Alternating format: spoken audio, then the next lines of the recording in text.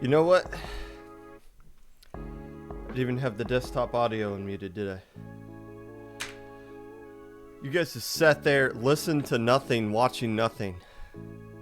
Welcome in. Hello, little Squid League. I think you're on the wrong account there.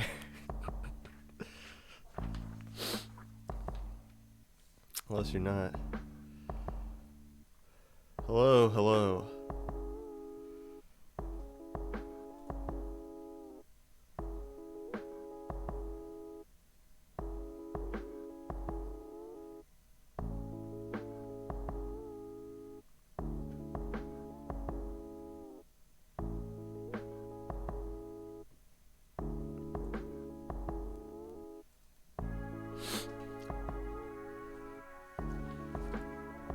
Maybe someday I'll do a behind the scenes of what I do after I hit go live and actually come back to the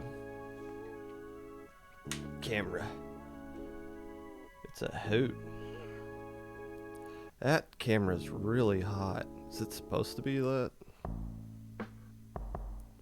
At some point, there's going to be an episode where everything just crashes, like the computer just explodes and all that stuff. That might be this one.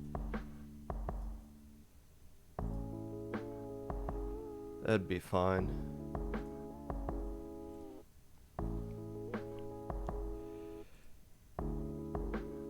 You guys know what I'm gonna say anyways. You've seen one Popcast, you've seen them all. One thing I do want to point out. Somebody was making fun of me last week for having a Tennessee Titans cup. Like most of our cups, I guess, are Tennessee Titans related stuff. I'm not a fan. It's just where I grew up, that was the team that was closest to us. And this is super old. This is Kenny Britt, who I don't think any of you even have a single clue who that is. And I vaguely even remember who Kenny Britt was. So don't at me for being a Tennessee Titans fan. I'm not. I'm a Rams fan. Have been since they won the Super Bowl back in 3rd grade and have regretted that decision ever since. But cups are cups. I don't think I have a single Rams cup. I did go to one game with my dad when they were in St. Louis. Whenever I'd make a trip to Los Angeles, I'll make sure to get a Rams souvenir cup. So these things are really good for water. You can fit a lot of water in this sucker. What, Arson? What do you want?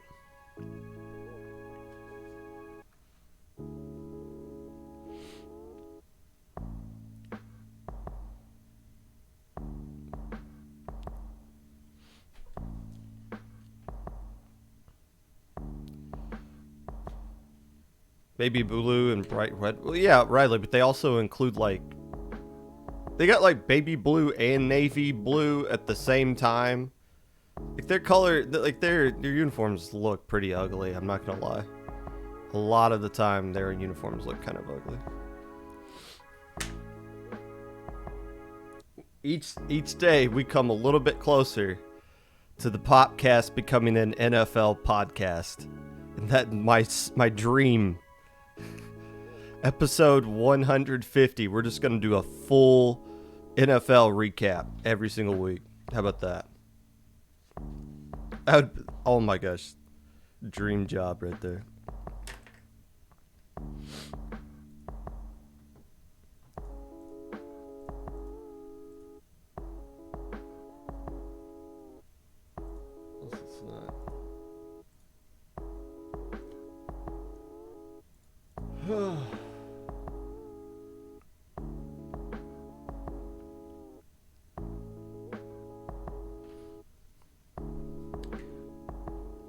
The Weekly Phantoms posted a picture today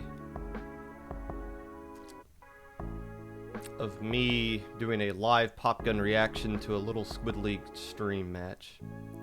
I've honestly thought about doing that. Not that specifically, but like videotaping myself with the of matches that I commentate, just to see what I look like when I'm commentating. Not like streaming it live, but like releasing like clips of it later. I might do that this low ink, like videotape myself commentating low ink,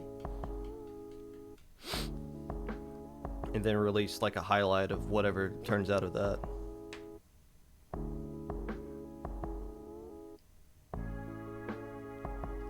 Inky added that to the overlay. I guess I should like this tweet.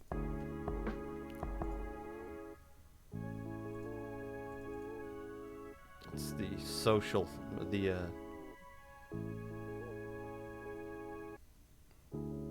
sensible thing to do.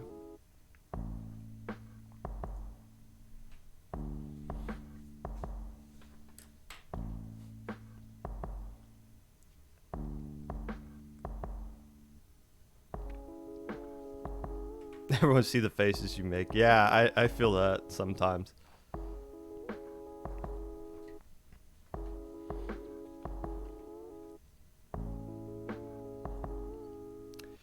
I feel that.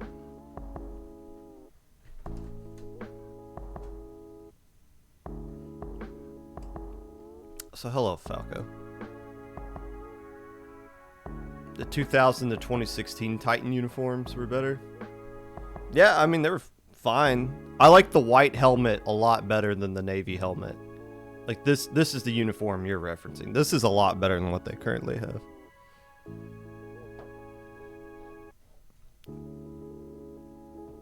Oh, the Rams. No, I like the new Ram uniform. They're brighter. And I remember being at that dome in St. Louis and just thinking, it feels really dark in here. And then you go to Los Angeles with a semi-open stadium and you brighten up the uniforms, and well, it's like, wow, all of a sudden the Rams just are a lot brighter and they seem more better as a result of it. I love the Rams' new uniforms. They're so clean. Every single one.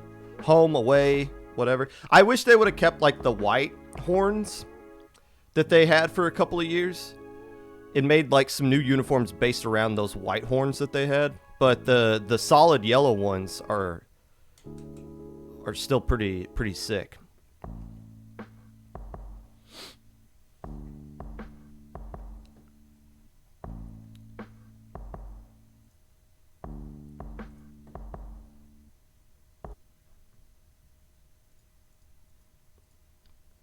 All right, enough of the NFL uniform cast. Hello, friends, and welcome back to the Popcast. Whenever you're listening to this, whether it be live or VOD, Twitch or YouTube, or Spotify, well, you're fighting over custody for players in help desks that are on two teams. Still mourning the loss the Cowboys took this last weekend, while failing to acknowledge that it's your fault for the play call and not the referee's fault. Being excited to play Banjo-Kazooie for the first time in a decade, only to remember that the camera is doo-doo butter, whatever it is that you're doing right now. Appreciate you taking the time out of your day to listen to this. Unless I don't. Yeah, I loved Banjo-Kazooie as a kid, and I still enjoy playing it. I would recommend it to any of you. It's got so much charm. It's just flat out fun. But the cameras are inverted, and I'm not used to inverted control cameras anymore. My wife plays Splatoon with inverted controls because that's just how her brain works. But yeah, I can't. The camera's really screwing me up in that game, but I'll get it figured out because I really like playing that. News of, well, it's the Low Ink preview episode, so I guess we should just talk about Low Ink. If you want to play in Low Ink, make sure you register for it now-ish. Maybe you should have registered for it a little bit earlier-ish, but you still have some time left to register for Low Ink until 8 p.m. Eastern Time, so 8 hours from now. If you're watching the VOD on YouTube, you have less time than that. If you are listening to this on Spotify, the registration is already closed. It takes me forever to get around to uploading those things. It's not difficult to upload. It's just I'm lazy. So make sure you register now. If you know who your teammates are, I promise you do not. They are not going to be in wake in time. They're not going to make it. Make sure you have your emergency subs on your roster now, because when registration closes, you can't add anybody to your roster. And a lot of you are going to change your names of your players after registration closes. That screws us up a little bit too. We're likely going to DM you, and then you're going to be like, oh no, this person was already on the roster. That's changed their name. And we're going to be like, okay, that's fine, but we still hate you for doing that. So like, if you're going to change your name to something stupid, do it now. If you need, make sure you add your subs now. Like, go out and find like an emergency sub now. Like when Destiny Troops played in Low Ink, we always had like a couple of people. It was like, hey, are you, like, just in case something happens, like, don't just sit by your Switch, but can I like DM you over the course of this weekend and see if you're available to hop on and play? Find one or two people like that and have them on your roster now, so that you're not going to drop. Do not drop from this Low Ink. Also, if you are somebody who is eligible for Low Ink and you don't have a team, put in a sub application. Now, we haven't gotten around to verifying those all yet. I guess, or we'll do that today. But everybody needs a sub. If you put in a sub application, I think you are pretty much 100% guaranteed to end up on a team at some point over the course of the weekend. So make sure you do that as well. We've had a ton of people put in sub applications this month, so that's good to see. We'll have to just get through and verify all of them. Regardless, sign up. Do it. Please help your local TOs out. You guys say you love us. Actions speak louder than words. Today we are previewing Low Ink, including a very spicy top 10 list. I had my number one team set. I knew who it was going to be all month long. I wrote out what I was going to say about them last night. And then I looked back over the teams that signed up late last night, and I was like, oh, crap. I missed a team that needs to be in the top 10. And as I looked into them further, I was like, oh, crap. These guys need to be number one. So I got a number one team that I bet you some other people here might have, because I know some of you do pay attention to this thing. But if all you do is pay attention to the Popcast, there's a team I've completely missed, and they're going to be the number one team, and that might put them enough under the radar to actually win it, because you guys won't take them seriously because you don't actually know who they are yet. All that and more. But first,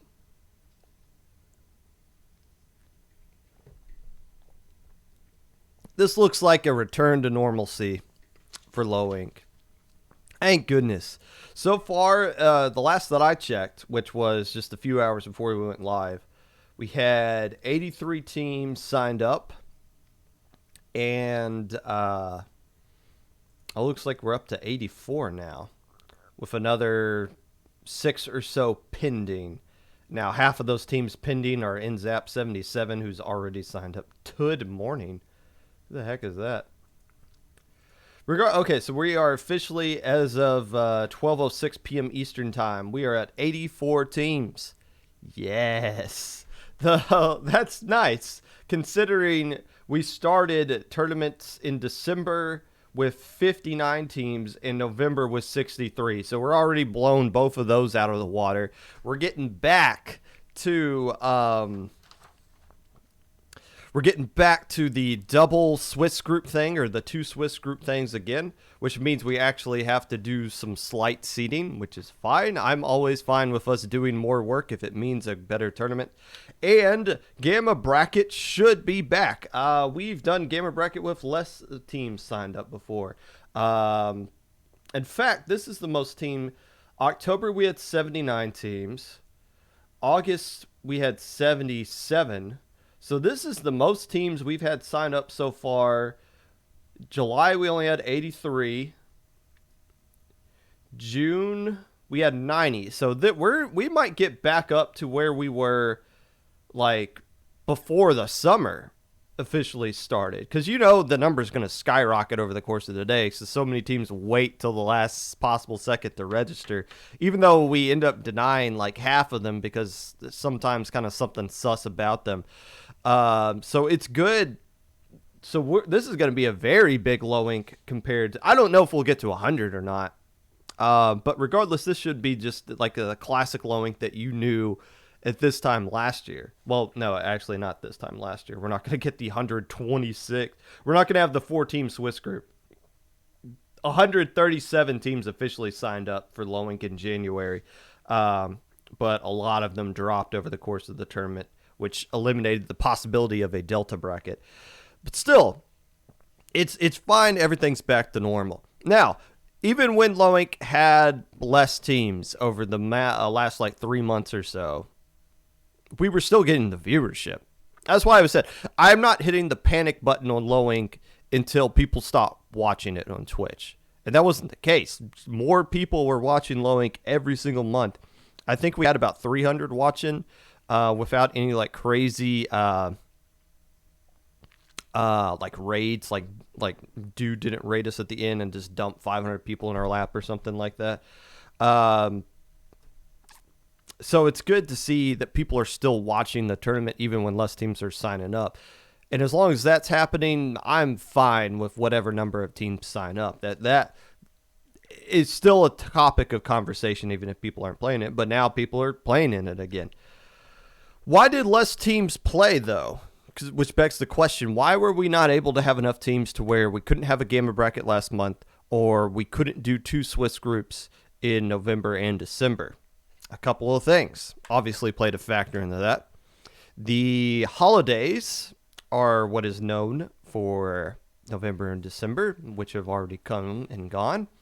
Obviously, though, I'll just list off the holidays that are in these months for you idiots.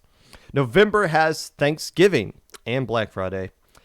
December has Christmas and New Year's. Now, does that affect low ink? Kind of, I guess, to some extent.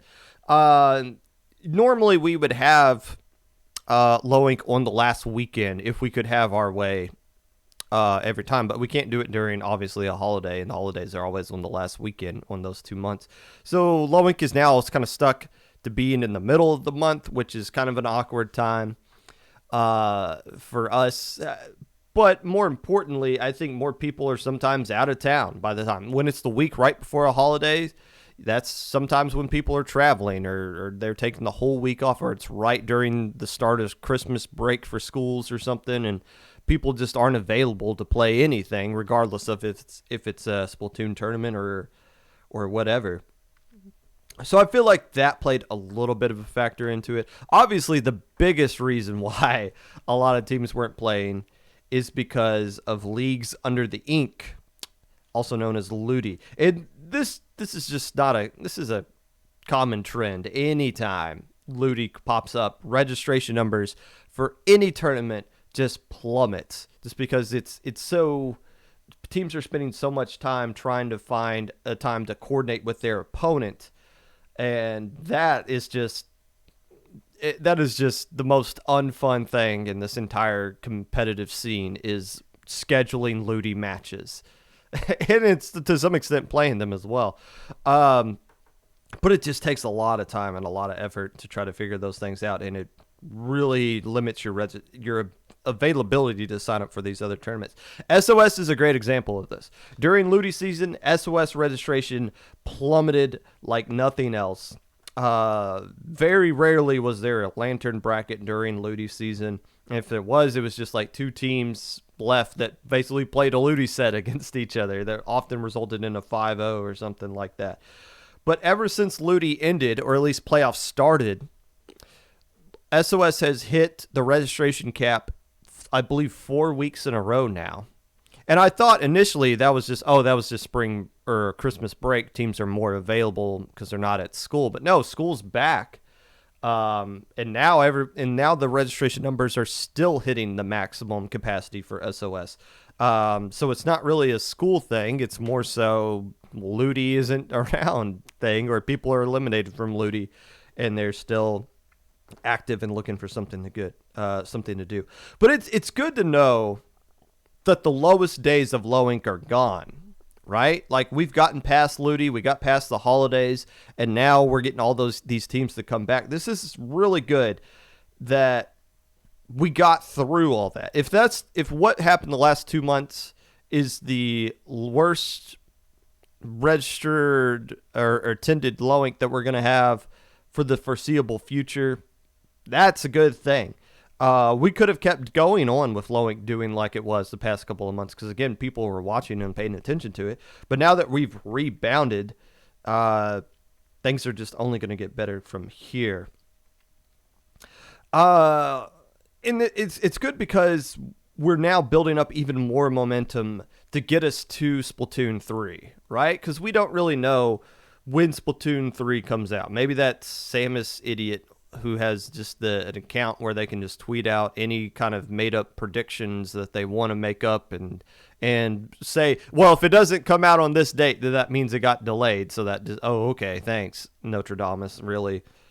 Really sticking to your guns right there with those predictions. But whenever this game comes out, it doesn't matter. It shows that we are still improving Splatoon 2. We still haven't seen the peak of what Splatoon 2 is capable of yet, and that's exciting because all these people are leaving and they're like, the meta sucks and I can't play this game anymore, and then everyone's like, well, this person left, so that means the scene's just gone because how can we survive without this person? No, we're not. We're still getting better. We're still improving. We're still adding more teams. In fact, when I was talking about the team section, I'm going to list off a couple of teams that are still coming over from the Nintendo tournament and the Reddit tournament that are playing in their first non-Nintendo Reddit tournament in this low ink. We're still feeding in brand new players into the competitive scene. People are not waiting for Splat 3. They're getting into competitive now. There's still so much untapped potential here. And that's why I'm also excited about what MIT is doing. Not just with Ink Odyssey, which seems to be kicking all kinds of butts in its first week or two of them running that. The growth of SAC that we saw last week, and we'll keep an eye on that over the course of the season for SAC. But also MIT announcing that they were going to do the new casual division sometime in the summer, and that's like all these things are working together right now and in making everything. We're building the infrastructure. So when Splatoon 3 comes in, we're just going to hit the ground running. We don't have to wait for people to come in and save us. And I get that people are burned out. Losing isn't fun. And it's real easy to just blame losing on missile spam or armor spam or whatever instead of just, grinding it. Look, grinding your way past all of that stuff is possible. Like, you can figure out how to deal with missiles and armor spam. You can. It does take a lot of time, and it's not always the funnest thing to do, so I get people being burned out about that. But the community isn't dying just because anyone leaves. Low Ink's participation is proof of that. Low Ink's viewership is proof of that. And it's nice to see that Low Ink is coming back with a return to form tournament here. And I hope you guys keep signing up and we just make this a monster tournament yet again. And then we'll do it again in February and March and all the way through. Low Ink forever and ever, 100 times over.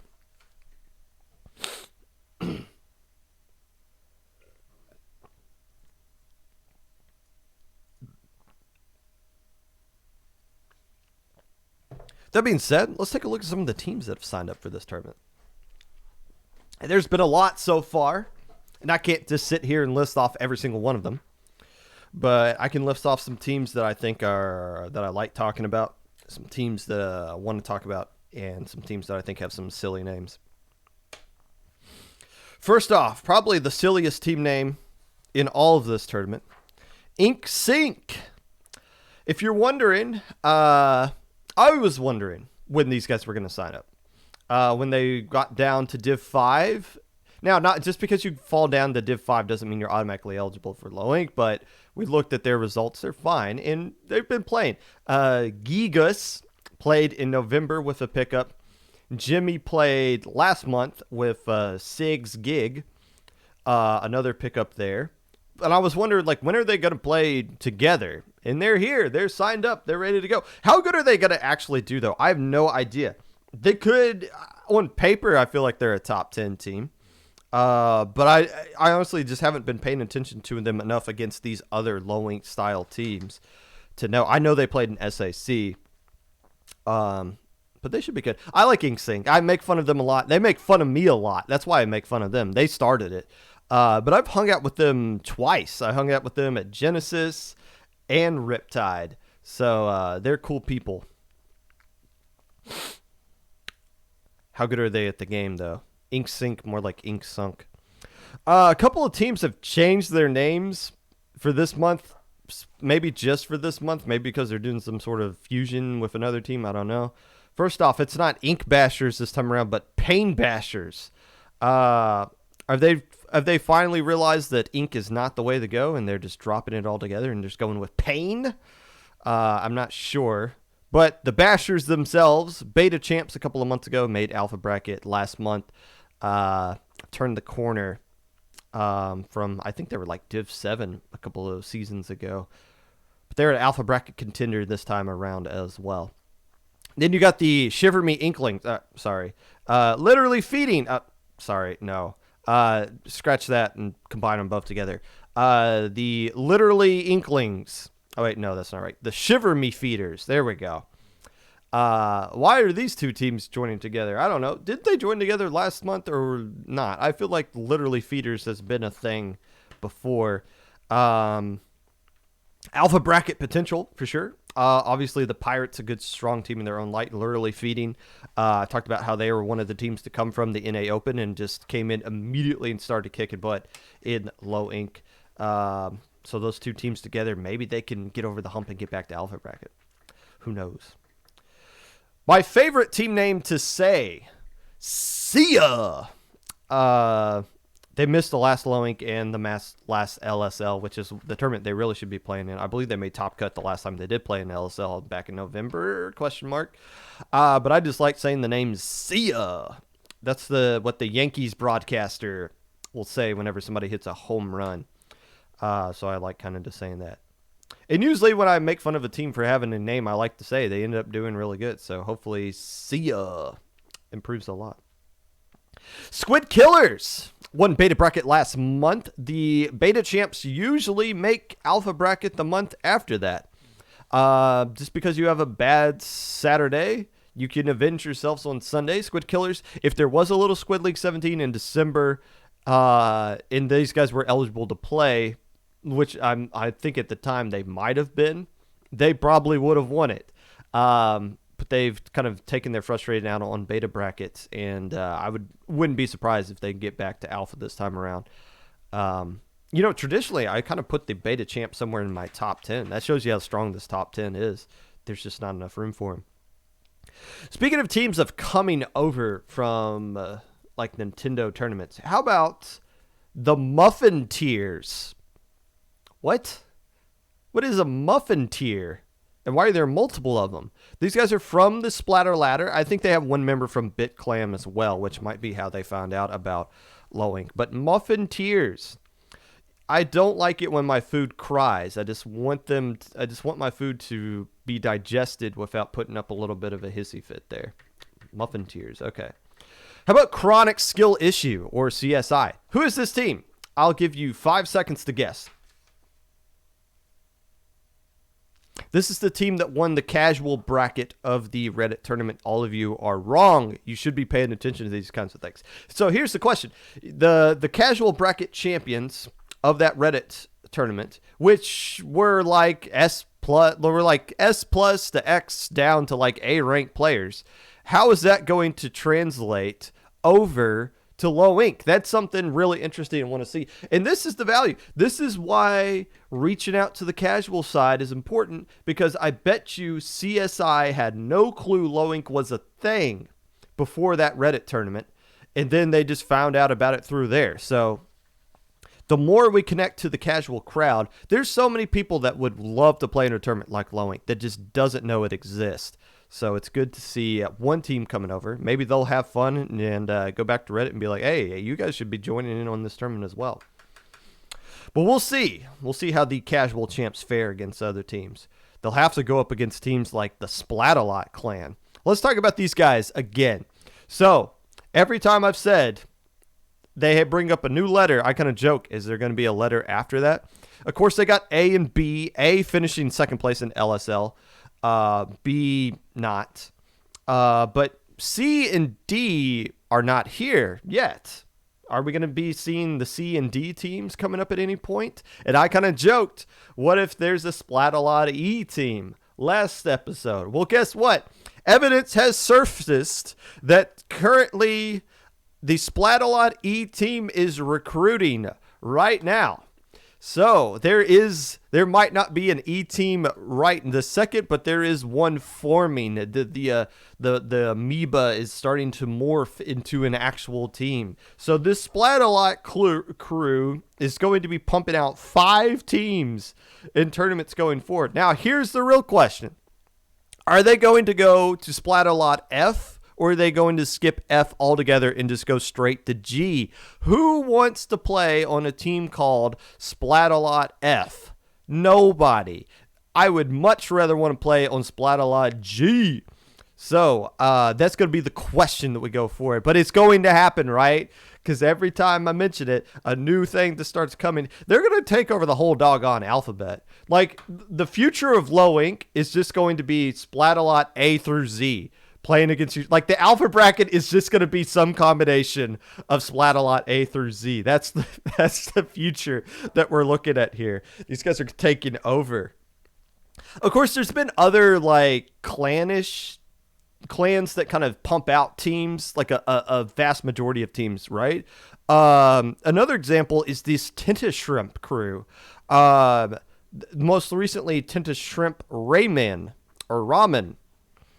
is going to be playing in this Low Inc. There's no cocktails, though. There's no tacos, so we're not getting any of one of those Tinta Shrimp teams. I wonder if those teams just kind of fell apart and combined to make Tinta Shrimp Ramen. But there's kind of an example of how, like, we're starting to see more of these multi-team clans kind of to come out here and form together. Inkvaders have done this as well. You know, they were just the Inkvaders, but then they're pumping out the Inkvaders Alpha, Inkvaders Bravo. So when is Inkvaders Gamma going to happen? Well, first let's get a Low Inc Gamma before we get that. But still, it's nice to see all these things coming together. There's a team here signed up called I Love You. You don't love me. You could never love the beast that I am. I think you love the idea of me, but I think if you actually like got to know me, not the pop gun I put on camera, but the pop gun that the world never sees, I don't think you would actually say you would love me like you do right here. Good luck though. The IRS is playing in this tournament, and you know they went 3-3 I think back in November. The Internal Revenue Service. What I find really curious about this team is that they got a player called Tax Fraud on there. Shouldn't that be the last person playing on a team called IRS is Tax Fraud? That's like calling yourself like the FBI, and then you have like the Wolf of Wall Street as one of your IGNs or something like that. Like, that doesn't make any sense. Did they capture this person who is a tax fraud, and in order to pay off their debt, they have to play in Low Inc with them or something like that? That I feel like that this is little mixed messages here that's kind of going on. Or maybe they're just trying to turn over a new leaf. I don't know. DT is here. No, not Destiny Troops. Just DT. What does it stand for? D's tuts, I guess. I don't know. Regardless, they made Alpha Bracket the last time that they showed up in Low Inc. It's interesting. I think I saw one of their players say they're retiring, but they're signed up here. Nobody leaves the scene. Nobody retires. You're stuck here forever. And it's good to see. You like to see some good Tintabrella play coming out from Tyre, I believe is how you pronounce that player's name. But DT is a strong team in their own right. Destiny Troops a little bit better, though. Not your, but my Lag Paradise is coming back into this tournament for 3 months in a row. They made Alpha Bracket in November, fell down to Beta Bracket, but still. And I said last month we were going to find out who these guys really are, right? Like it was going to be a validation month for them. They fell in a beta bracket, but still, even teams that fall down the beta bracket, you're still going to be fine if you pop off in it, which they did, finishing in third place. And I think that kind of justifies them as an alpha bracket contender in every month that they play in going forward. Not your, but my Lag Paradise. The team that finished second place in beta brackets over my Lag Paradise is not here. Where's Blue Moon? Blue Moon hasn't signed up yet. Blue Moon, you might want to check the contract here, guys. You are now, if you want to be the new sweethearts of Low Inc., you have to play every single month, and you need to make a funny video after every single tournament. Come on now, where are you guys? You can't just skip a month.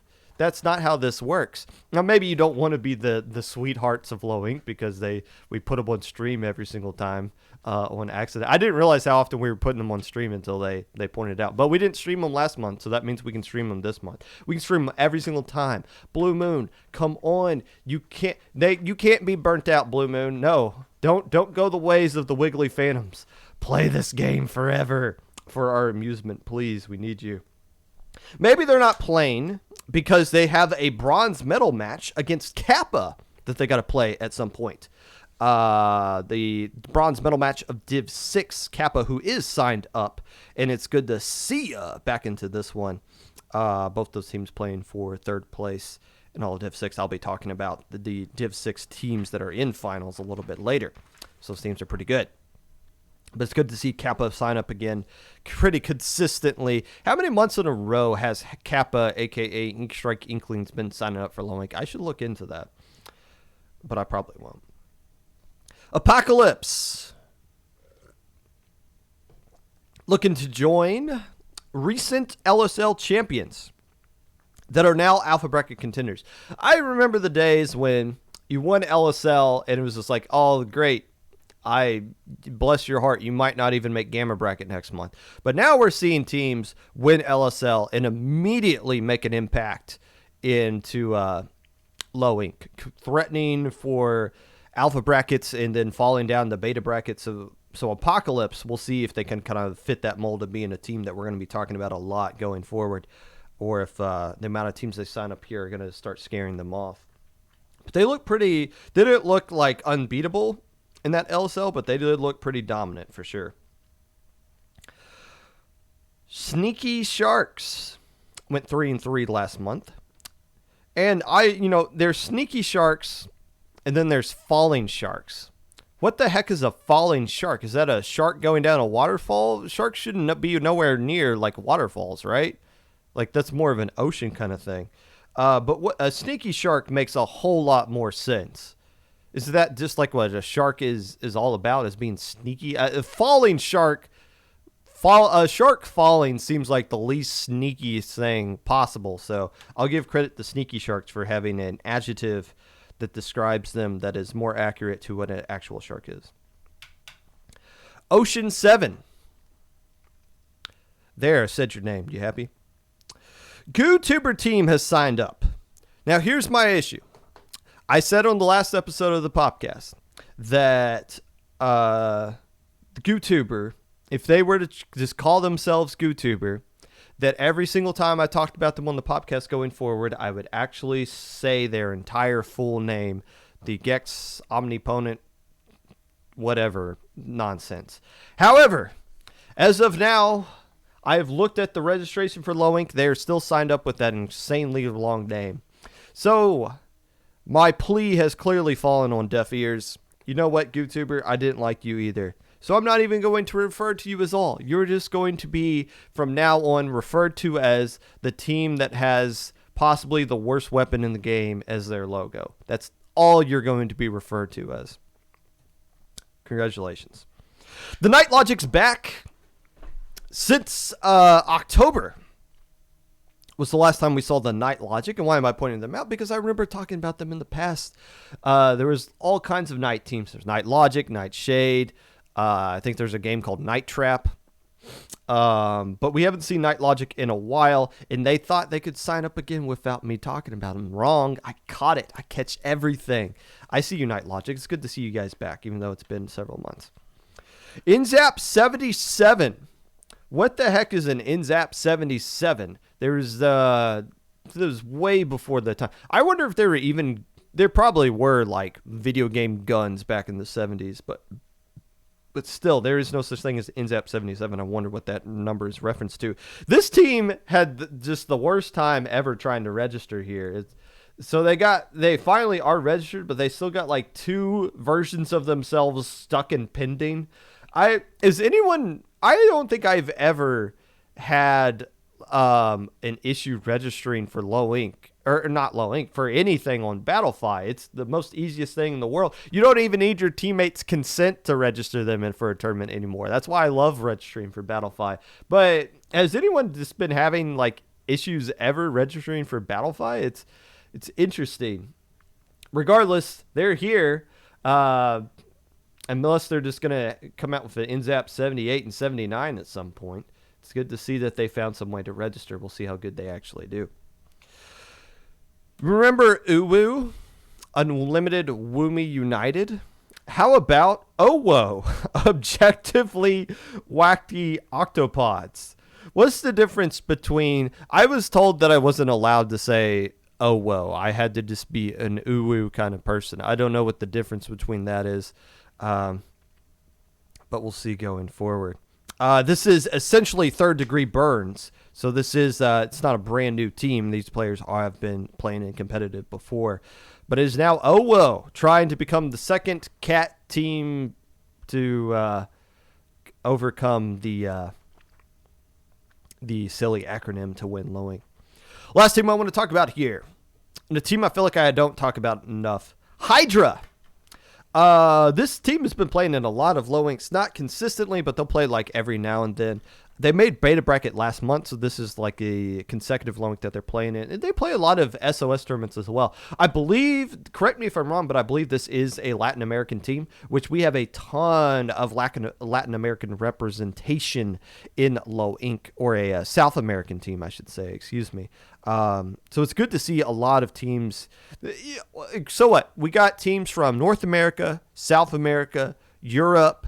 I think we do have one team from Japan playing in this month as well that I saw, and Australia. I think we've covered every known region that plays competitive Splatoon in this one low ink, which means you guys are going to complain, oh, burst and teleport. Well, what do you expect? They're literally on the opposite side of the planet of you. There's going to be some latency. I'm sorry. Oh, no, you're right. You're right, Arson. YouTubers have officially claimed Antarctica as a part of their, or at least they claimed it representing Antarctica in their thing. Now, somebody pointed out last time that penguins, they're a team full of penguins. That's not true, right? Aren't penguins only on the North Pole? They're not on both because they can't be like across the entire planet. I think penguins are exclusively in the North Pole. I'm going to Google that right now. Where are penguins? Google says Antarctica. So, okay, I was completely wrong about that. All right, fine. They're a team full of penguins. Polar bears in North Pole, penguins in the South. Got it. So there we go. Every known region is represented in low ink. I don't know anything about an African scene.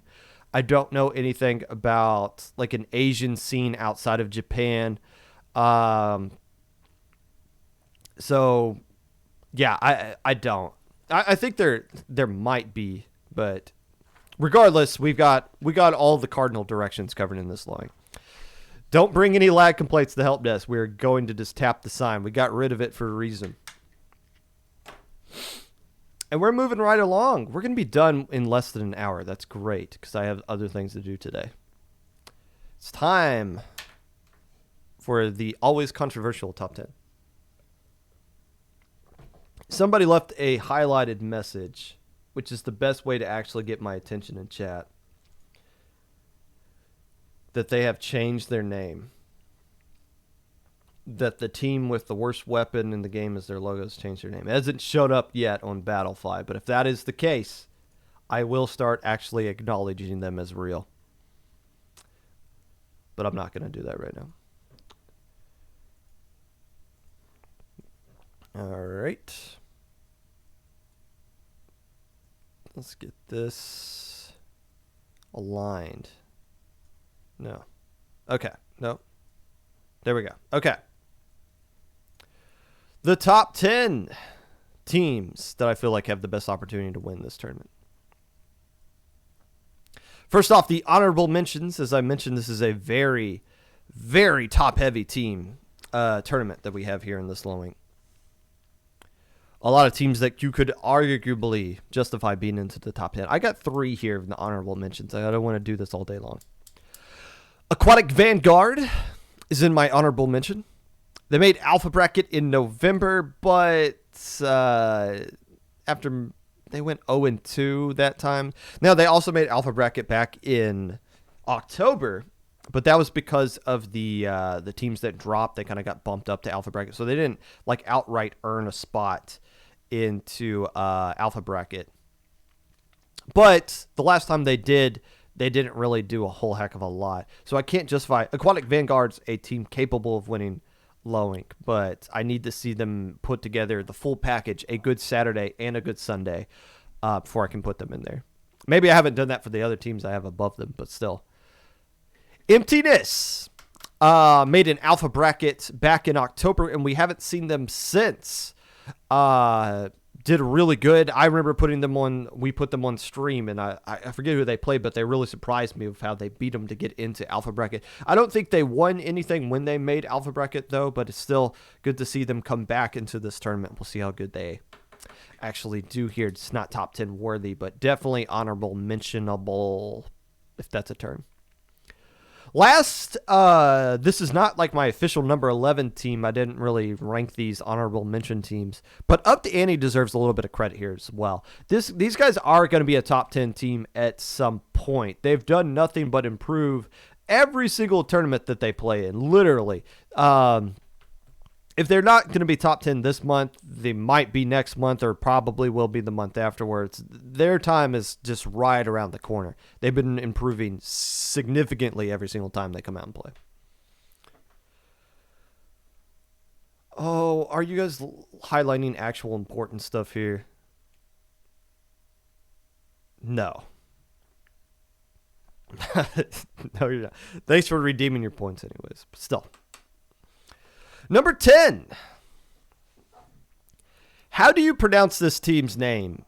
Yummy Stars? You-me Stars? You-may Stars? I need to figure it out because they're going to be playing late enough on a Sunday at some point to where I'm actually going to be commentating them soon. This could be a month where they make that deep run. They have a revamped roster. They've been grinding SOS, where they most recently won Lantern Brackets a few days ago. They're coming off of low ink, where they made Alpha Bracket in their first tourney. Still, they only got one win, largely due to their unfortunate DC on the side of 6 gig. But I really feel like the fact that they have been playing in a lot of other tournaments and got a nice win at SAC over Thimbo IHOP, who they've beaten twice now. These guys are a few months away. I feel like they're just a few months away from being a top 3 contender. But they have the potential to pop off now that they're playing against teams that are at their skill level and can show off what they've learned in SOS and SAC going forward.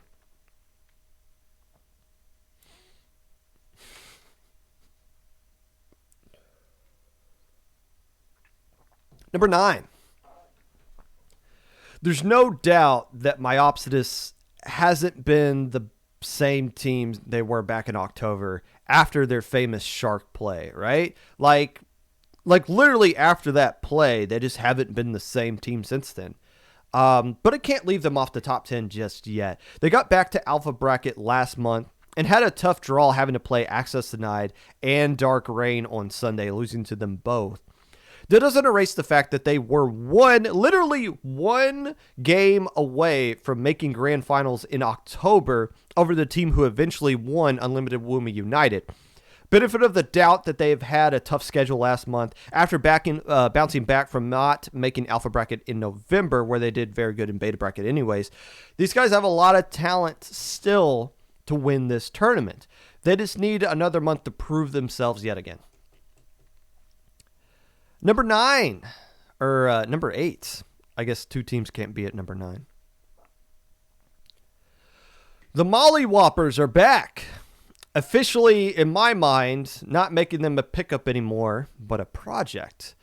An upgrade from the term project, I guess you could say. Regardless, I mentioned them briefly last month because they were originally signed up as Ticket to Ride, one of my favorite board games, and one of the best board games that I'm able to beat any of you at chat at every single time.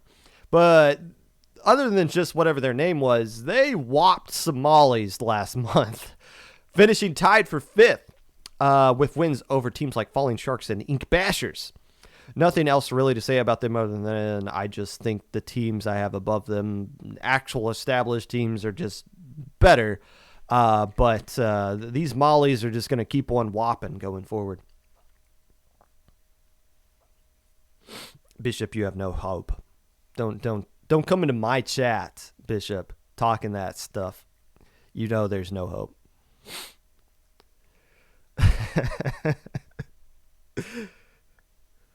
Number 7. Falling Sharks didn't perform as well as I thought they would last month. They made Alpha Bracket as a 4-2 team and lost round 1 before getting a couple of wins and losers. But I still think very highly of this team. Back when they were Fallen Inc., they were always making alphas and top cuts in every tournament they signed up in.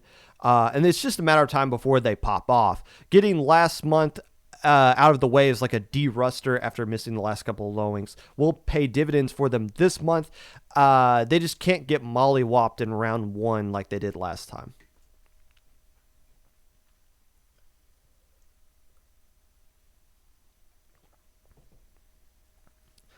Yes, there is a European version of Ticket to Ride. I think it's a little bit more like a harder version than the one in the American version.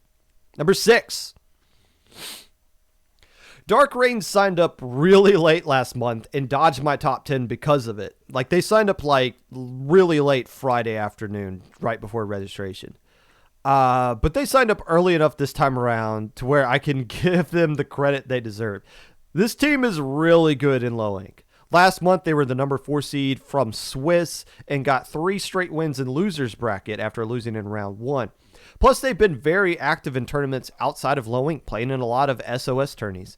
They haven't done particularly amazing in those tournaments, but it doesn't matter. Teams that grind outside of low ink typically do better in low ink. You get your butt kicked elsewhere. It really pays dividends when you come back and you play some teams at your actual skill level. It's good to see them back, and if they pick up where they left off, we won't be seeing them in low ink much longer.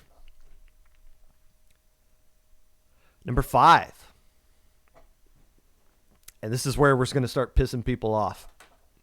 Which is good. I always, it seems to be a trend. Whenever somebody wins low ink, I always get a DM.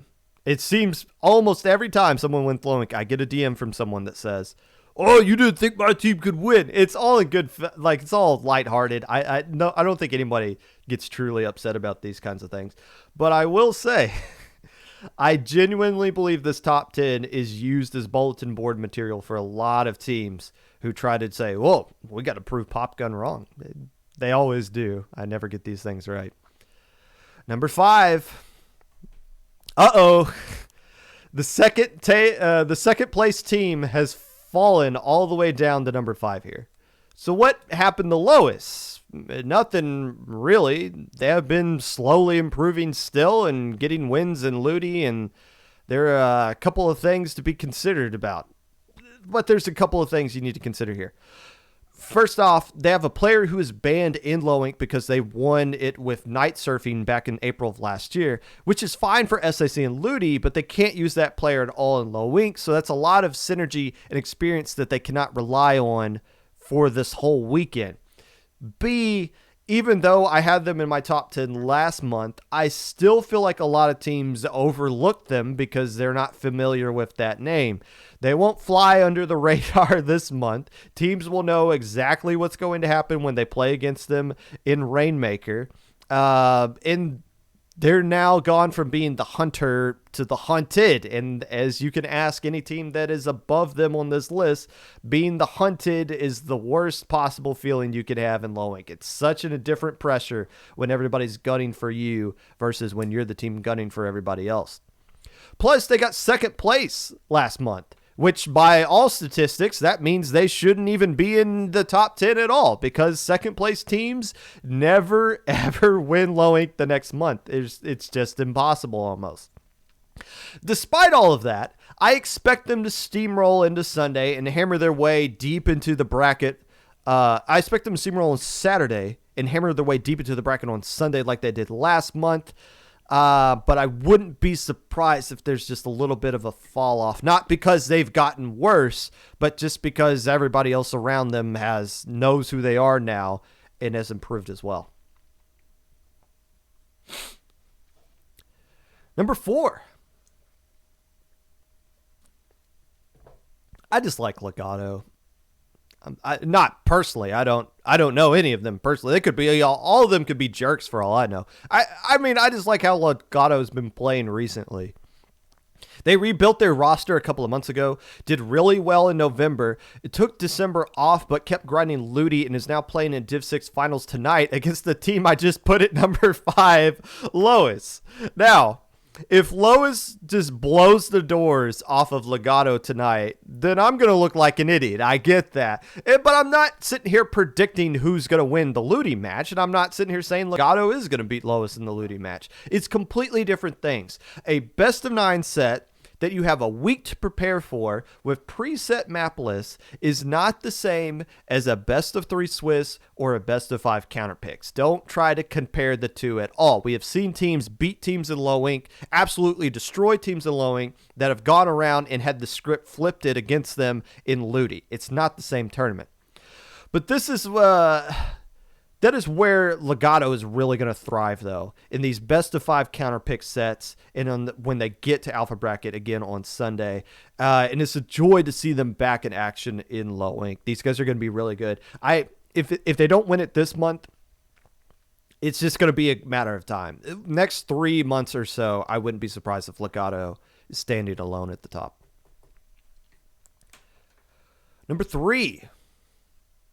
Legato's delaying the set to next week. Okay, good. So I don't have the opportunity to look like a jackass tonight. That works out even great.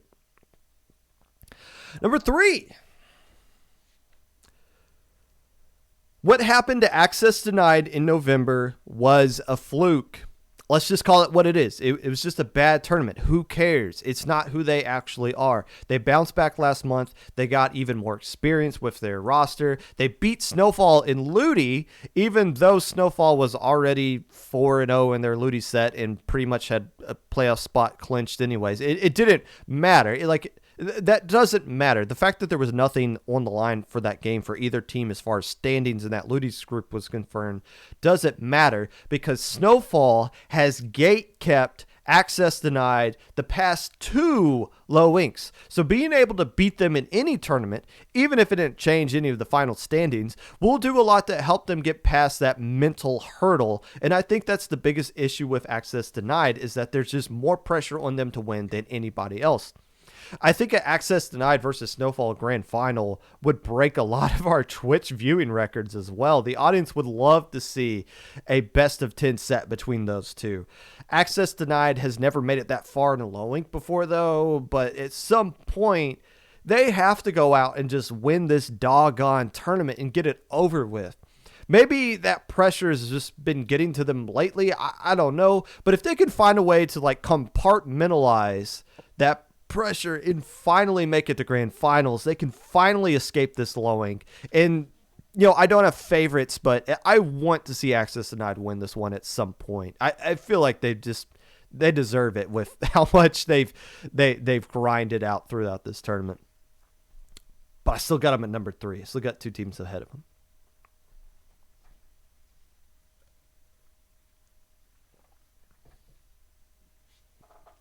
Number 2. I got a crazy stat here for Snowfall. This is their record against other alpha bracket teams the past 3 low-inks when they played them either on Saturday or Sunday, i.e. if they played a team on Saturday and that team eventually made to alpha bracket, or if they played just in straight up alpha bracket on Sunday. Per matches against other alpha bracket teams the past 3 months, they have 16 wins to only 6 losses. Per game, they have 44 wins to only 24 losses. They have played the alpha bracket teams a lot and have beaten them all a lot.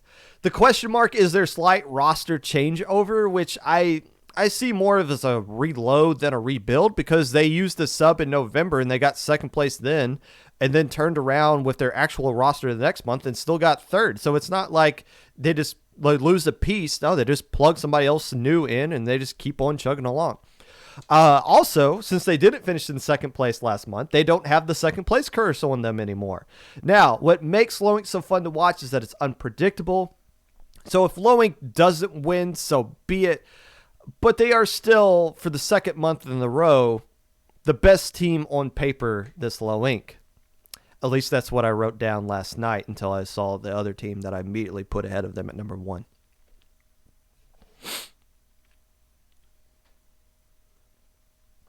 Number 1, and the team I am predicting to win this Low Ink. Let me introduce to you the Div 5 finalists.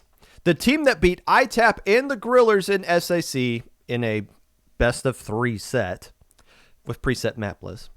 The team that was in beta bracket the last time they played in Low Ink. Your number 1 team, Kraken United. I don't know much about these guys, but like I said last week, rankings are opinion, but results are fact. These guys have results that put them just barely on the edge of Low Ink eligibility. It might be premature to put them at number 1 when I have never really seen them up close in person, and I've never even had them close to being in the top 10 before when they've signed up, because they have signed up and played in multiple Low Inks before.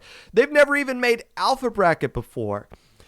But I like teams that are current and now and can fly underneath the radar, because when you guys play them, you might have already forgotten their name. You guys only pay attention to the teams that you are on that I talk about on the top 10. Everyone's going to be gunning for Snowfall. Everyone's going to be gunning for Access Denied, Legato, Lois now. But then you're going to play this Kraken United team and you're going to realize, oh crap, these guys are really good and I don't know anything about them. Nobody seems to know in this. Nobody seems to be coming into this Low Ink hotter than the Div 5 finalist, Kraken United. Now, if I've said anything today that you disagree with, that you want to prove me wrong, so be it. Go out and prove me wrong. I said you can't prove Ludi Staff wrong if you get the wrong div, because it takes you 2, maybe 3 months to prove us wrong. You get to prove me wrong over the course of the next few days. The feedback is instantaneous. But if you do prove me wrong, don't worry. I will offer an apology for everything I messed up today, everything I got wrong predicting Rise, or any team I didn't mention. So make sure you check out the next episode of the Popcast, and I'll make sure to get all of that correct. With that being said, if you'd like to be a part of the Popcast in any way, feel free to reach out to me on social below. Twitter at Mr_Popgun, Discord Popgun, hashtag 5882, YouTube at 25Popgun, Twitch at Popgun25, Anchor.fm/Popgun, TikTok at Mr_Popgun. I wish I actually cared about anything I just told you guys right there, but I hardly follow anything other than Twitter.